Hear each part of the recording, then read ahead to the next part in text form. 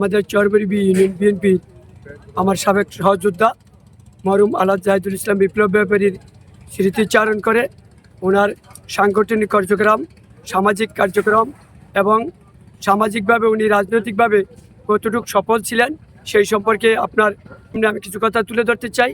প্রথমত উনি আমাদের চরবরি ইউনিয়ন বিএনপির সাবেক সভাপতি ছিলেন। উনি সভাপতি থাকাকালীন অবস্থায় মৃত্যুবরণ করছেন। উনি যখন আমাদের চরবরি ইউনিয়ন বিএনপির সভাপতি ছিলেন তখন আমাদের চরবরি ইউনিয়ন বিএনপিটা অত্যন্ত সুসংগঠিত ছিল, সাংগঠনিকভাবে অত্যন্ত হামচর উপজেলা 6টি ইউনিয়নের মধ্যে আমরা শক্তিশালী ছিলাম।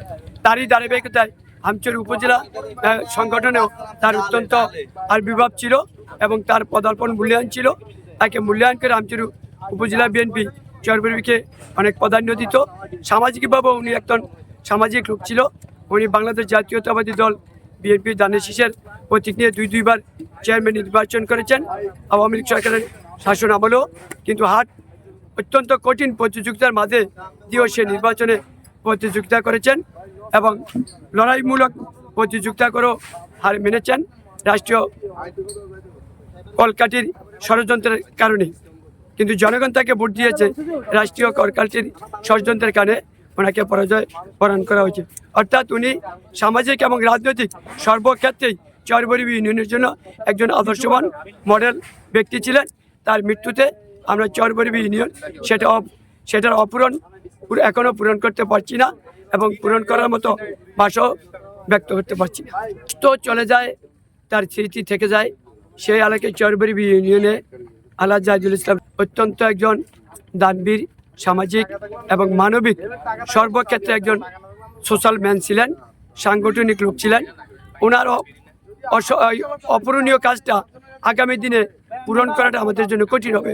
যে চলে যায় তার খালি শূন্যস্থানটা পূরণ করার মতো একজন নেতৃত্ব গঠন করতে অনেক সময়ের প্রয়োজন।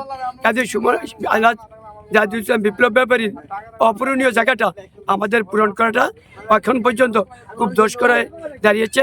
এটা পূরণ করতে আমাদের অনেক সময় লাগবে। সাংগঠনিক এবং সামাজিকভাবে বাংলাদেশ জাতীয়তাবাদী দলের বিএনপির সাংগঠনিকভাবেও অনেক আমরা তার অভাবটা অপূরণীয় মনে করছি। টোটাল ব্যাপারী বংশের একটা মাইলফলক, ওনার হাত ধরেই ব্যাপারী বংশ আবার নতুন করে হাঁটা শিখছিল। হাঁটার মাঝখানেই হয়তো একটা দুঃখে আমরা ওনার শিখতে দেওয়া দুনিয়া থেকে, যেটা আমরা একটা টোটাল ব্যাপারী বংশের একটা পথ থেকে পদচ্যুত হয়ে গেছে। উনি মারা যাওয়ার 3 দিন আগে, গত 24শে রমজানের ঈদের মধ্যে আমরা সবাই রমজানের ঈদ ঢাকায় করবো, উনি ফোন করে সবাইকে আনলেন এবং আমরা ভাই বোন সবাই আসলাম। উনি বললেন যে আমি আর থাকবো না, হয়তো এটাই তোদের সাথে আমার শেষ ঈদ হইতে পারে। আমরা সবাই আসলাম। আসার পরে ওনার শরীর তখন একটু খারাপ ছিল, কিন্তু ততটা খারাপ ছিল না যতটা অবস্থা তো হয়েছিল আর কি। ঈদের দিন আমরা সবাই একসাথে ঈদ করলাম, নামাজে গেলাম, একসাথে ছবি তুললাম, মসজিদও সবাই ওনার সাথে ছবি টবি তুললো, উনিও তুললো। পরে একসাথে বসে আমরা খিচুড়িও খাইলাম বারান্দায় বসে। বিকালবেলা ওনার শরীরে একটু অসুস্থ, উনি হার্টের প্রেশার টেশার একটু মাপলো। ওই দিনে আবার হামচর উপজেলা বিএনপির সেক্রেটারি, সাংগঠনিক সম্পাদক, উপজেলার নেতাকর্মীরা সবাই আসলো ওনার সাথে শুভেচ্ছা বিনিময় করার জন্য। তখন উনি ছিল না এখানে। আমি তখন বসা ছিলাম। ওনারা এসে বললো যে একটু ফাঁকা ফাঁকা লাগতেছে, মনে হয় বিপ্লব যে এখানে নাই, কেন জানি ফাঁকা ফাঁকা মনে হচ্ছে। তখন এটা সেক্রেটারি শফিক ভাই বল, ভাই আসে একটু অসুস্থ বাজারে। তো উনি আসলো, আসার পরে আবার উনি বললো যে এখন একটু ভরাট মনে জায়গাটা মনে হয় একটু মানুষ আছে। ওইটাই ওনার সাথে ওনাদের শেষ কথা ছিল। কিন্তু ওনার চলে গেল পরদিন সকালবেলা, তো হঠাৎ 9টার দিকে স্ট্রোক করে মারা গেল আর কি। ওনার স্মৃতি বলতে কি বলবো, চরের মানুষ, এই দেশের চরে আমরা নদী ভাঙ্গা এলাকার মানুষ, ওনার কারণে নদী বিকশিতী মানুষরা আজকে চরের দাম পাচ্ছে। আগে জোর জবস্তি করে এই এলাকার মানুষের চর টর এগুলা ভোগ করতো, এলাকার বড় যারা নেতা ছিল, মুরব্বী ছিল, তারা খাইতো। উনি যখন এগুলা হাত দিল, তখন যার জমি তাকে টাকা দিল, ওই বিনিময়ে চর এর ভোগ দখল নিল। এই মূল্যায়নটা উনি একমাত্র বিস্তার করে গেছেন এই এলাকার মানুষের জন্য। বিগত দিনে এই ব্যবস্থা কেউ গ্রহণ করে না।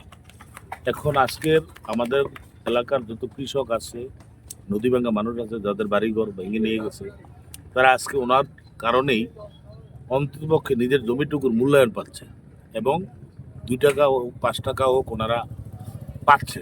আর না হয় এই টাকা কোনোদিনই ওনারা পাইত না। এটা ওনার একটা বিশাল অ্যাচিভমেন্ট ছিল।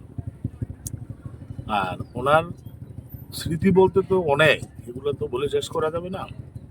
উনি মানুষের পাশে থাকতো, ওনার নামে আজকে আমরা পরিচিত। আমি এখন সুমন ব্যাপারী, কিন্তু আমি বিপ্লব ব্যাপারীর ভাই। আমি গত ঈদে